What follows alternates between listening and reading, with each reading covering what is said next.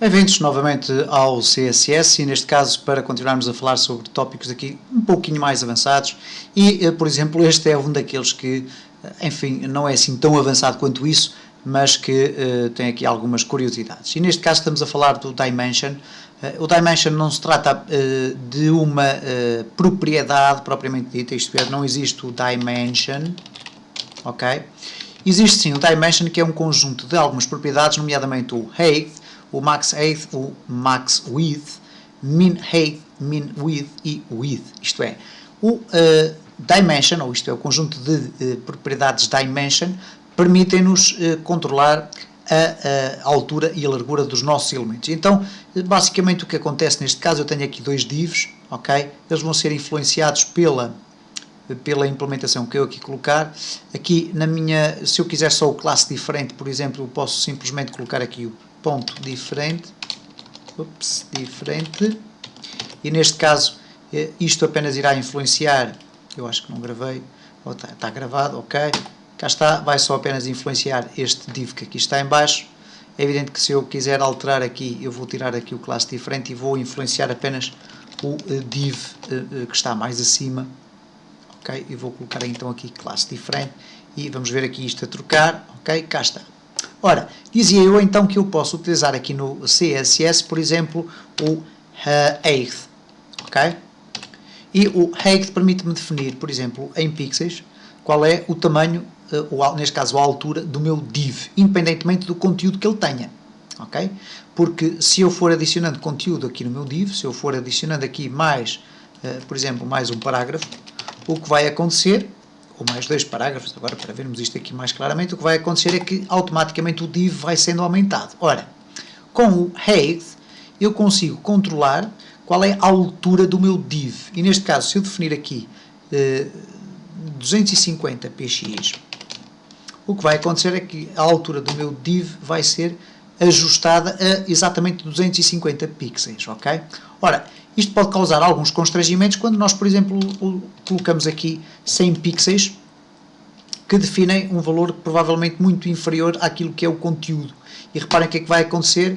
Automaticamente há conteúdo do div que é colocado fora da minha estrutura div, ok? E depois há aqui uma sobreposição nada agradável em relação ao conteúdo que o meu div contém.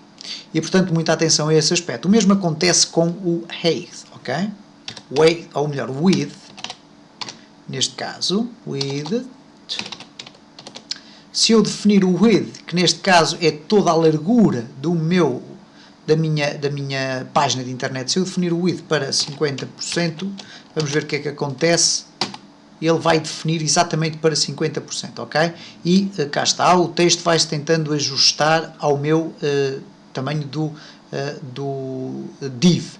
É evidente que se eu usar as duas instruções em conjugação, isto é, colocar aqui um height de 150 px, o que vai acontecer é que o meu div vai ser apertado, mas o seu conteúdo vai começar a sair fora do div, ok? E, portanto, cuidado com a utilização deste tipo de elementos. É evidente que eu agora, se eu coloquei aqui width igual a 50, eu posso definir aqui, por exemplo, um max, não, vamos definir um min width. E o min width vamos defini-lo de, por exemplo, 200 px. Ok? Vamos ver o que é que acontece. Ok, tudo muito bem. Vamos aqui alterar o tamanho da nossa página. E reparem que a partir de uma determinada altura, a largura do div, que vai aumentando ou diminuindo, automaticamente para. Ok?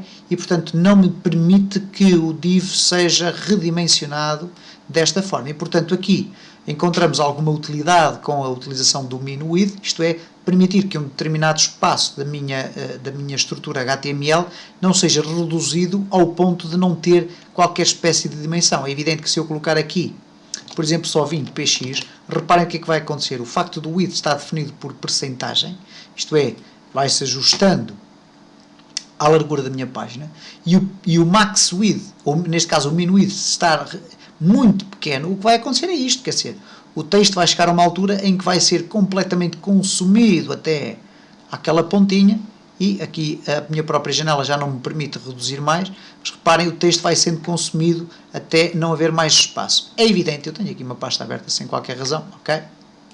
É evidente que nós não vamos utilizar valores tão pequenos, vamos colocar aqui, por exemplo, um 300 ou um 400, por exemplo, e vamos aqui refrescar a nossa página e vamos tentar redimensioná-la.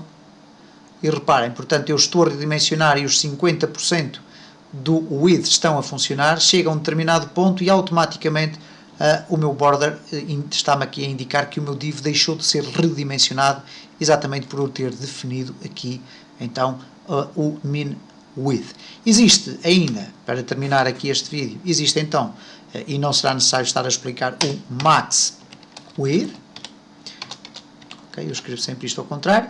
Existe também o min e max height, neste caso, para definir a altura. E genericamente era o que eu viria a falar sobre esta questão das dimensões, isto é, dos dimensions.